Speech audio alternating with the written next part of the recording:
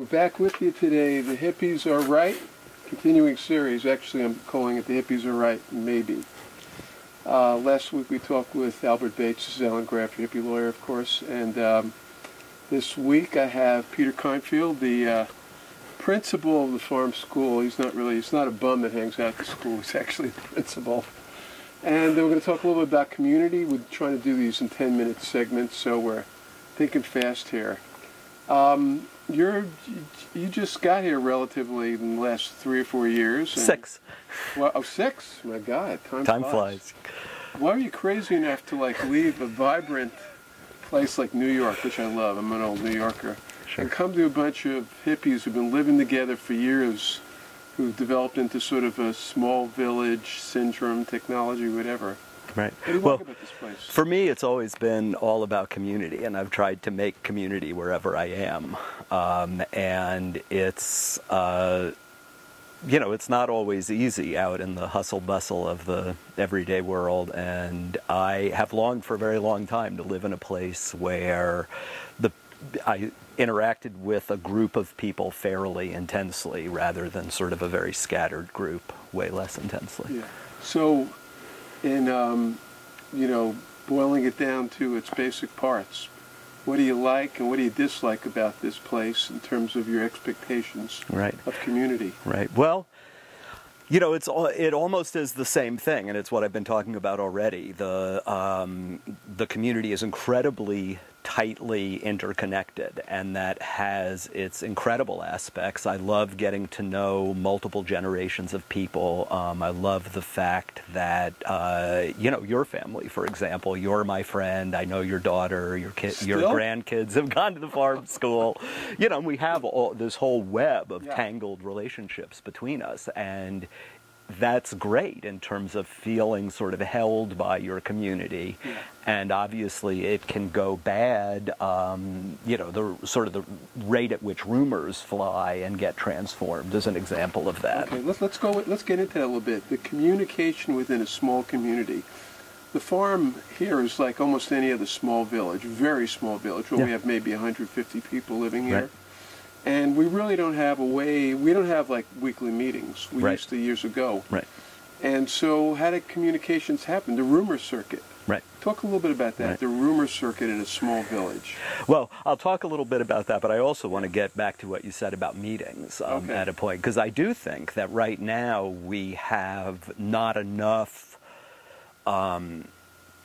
communication in a structured way, and in that, and in the absence of structured communication, we end up with a lot of unstructured communication, which can end up being a lot of he said, she said. And it's like if you have 100 people sitting in a room together, that's one kind of communication. And if you have those same 100 people, all of whom end up talking to each other in the same day about the same topic, but just in groups of 2 or 3, with sort of people passing each other's versions around, you end up with sort of a soup. You never really know what actually got said. We had a vote recently on whether we want to remove one of our trustees here, who's sort of like somebody who kind of like oversees the land and stuff like that. And there was a meeting held, and everybody talked about this one person. I missed that, but what did you think of that? Well, I thought it was an incredible meeting. I facilitated it, so I got it.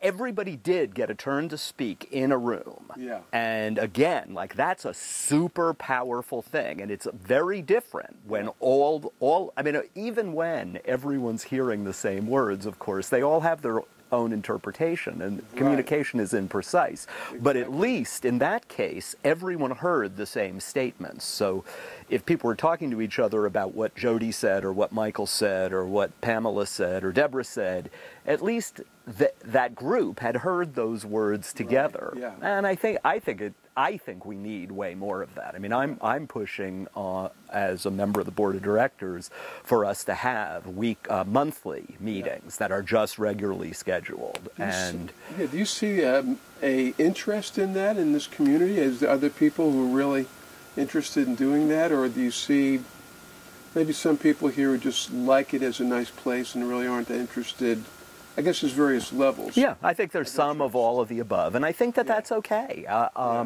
You know, my frustration only comes when people want their voices to be heard and they're not speaking, or they want their voices to be heard and they're not being allowed to speak. And I'm very interested in us working on our processes and working on our structures so that people do have more of an opportunity to participate, and then those who are interested will, and those who won't will let others make decisions for them, and that's okay as long as they do it consciously and by choice. Right. Now this brings up a subject I think is going to be of interest to a lot of people out there watching this video, is communication by email.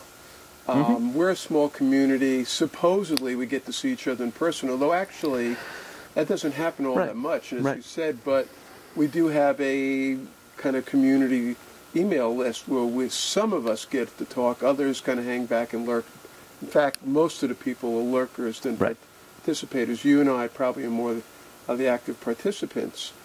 What do you think about that, of working out some of the more hefty problems in a community via email? I know there's a lot of email lists out there where sometimes people flame each other. There's a whole etiquette that's developed over email communities. What do you think about that as an email community residing in this greater community where we all live close to each other?